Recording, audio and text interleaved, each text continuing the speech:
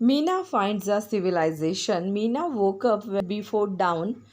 She walked with quick, quiet steps to the enclosed goat pen. Her goats slept very lightly. They heard her and stood up light, bleating a welcome.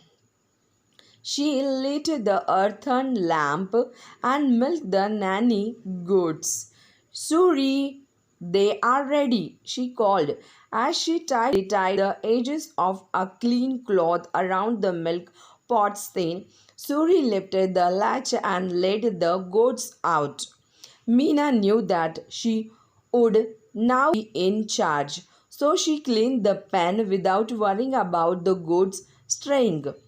With all her chores done, she cried, I am leaving, Ma. I will see you at dusk. It was not a long walk from Meena's hamlet to the she could hear her cock announce down when she was halfway up the hill. She led the way, and her goat hopped from one rock to the other, following her.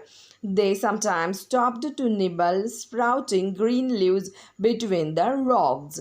Suri balanced artfully on the tall rocks behind the goats, watching them. He knew his work well. Mina was quite eager to reach the hilltop. She walked for some time for the goat to graze. She clicked her tongue, signaled them to follow. The goat soon began to follow her. There was a large mesa rich with vegetation. On reaching there, Meena hung her on a branch. Her lunch of leftover rice, pickled vegetable and buttermilk was safe now. She walked to the edge of the mesa and looked down at the descent of the valley on the other side of the hill. There were hardly any rocks on this side.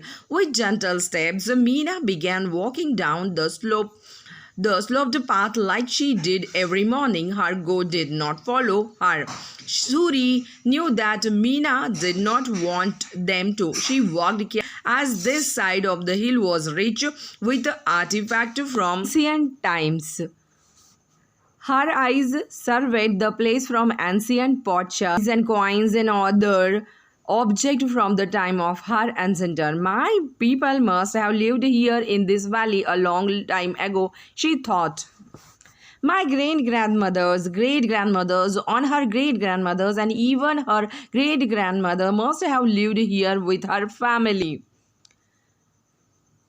This must have been a bigger village than mine. This could even have been a big town like Sungri, where we go to sell goat cheese at the fair.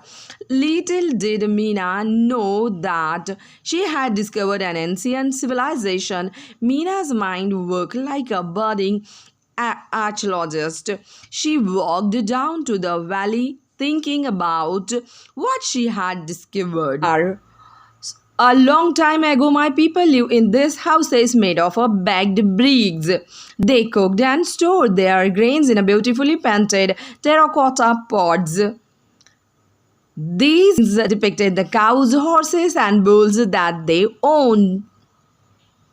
They wore magnificent jewelry made of colorful beads, and they used tools like knives and sickles.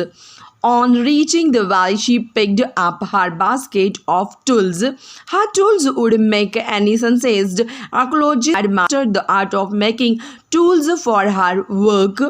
Meena made tools of various shapes from discarded coconut shells sharpened by rubbing them edges against rough rocks. She used softly in places where an artifact could be found.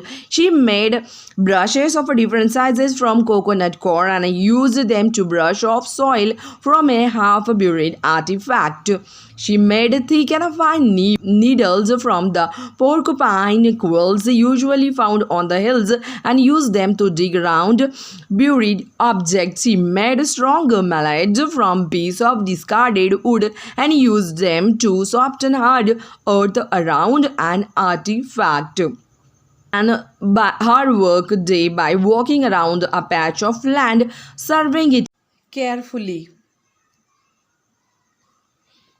winds, rains, and the movement of the rodents and the other small animals often revealed fresh artifacts. One day after a heavy rainfall, Meena had found new artifacts on the slopes. She had found two coins, three carnelian beads, and several potsherds. But her biggest find was the happy elephant rainwater on the rough edges of a jutting rock to expose something shiny. Meena had spent 2 weeks patiently dislodging the object using her trowel. She had then brushed off the soil carefully. It was a beautiful elephant made of polished wood.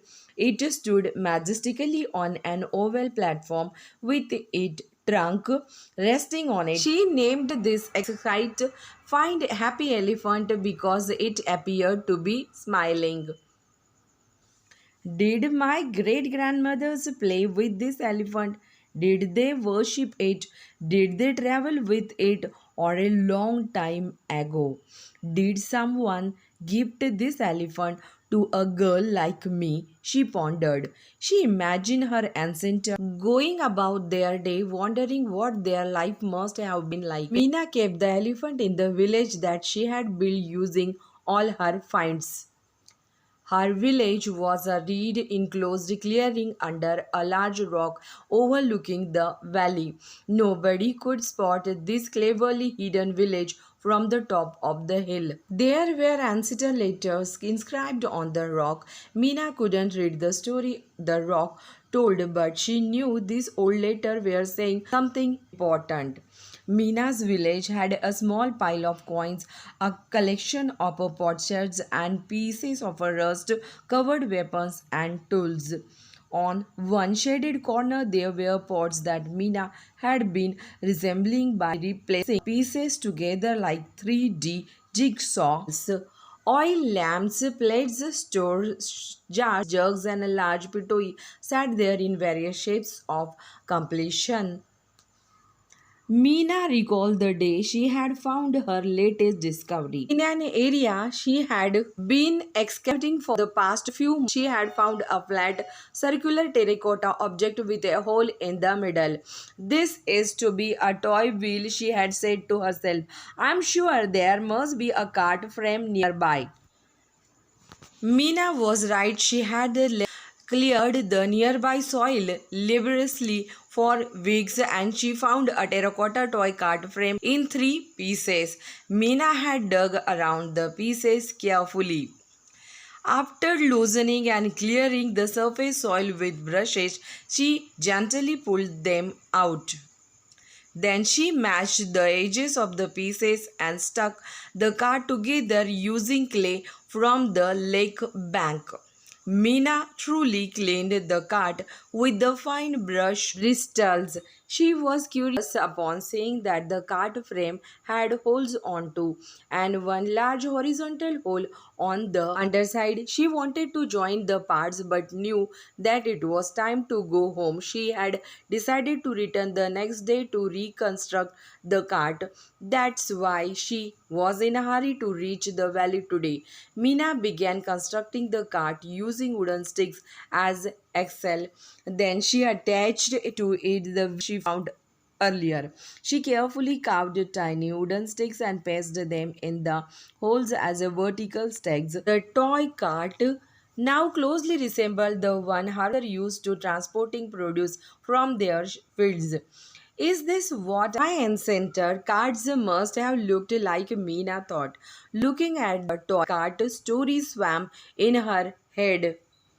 The lives of her ancestors play like a non-stop film with people, busy streets, vibrant markets, staples, festivals, colors, music, aromas. I must found the other missing will, she said presently, and maybe, just maybe, if I search hard enough. I will found the pair of oxen that were yoked here. I will complete the cart one day. But for now, she heard Suri calling for her. He always gave a short yelp to indicate that it was the time to round up the goods and return home. How about today, Suri? I should tell my night school teacher Jaya about my village student. Meena asked Suri when she met him at the top. Suri looked at her meaningfully and glanced away. You are right, I must, but not tonight, Meena decided. She couldn't wait to explore more treasures next down.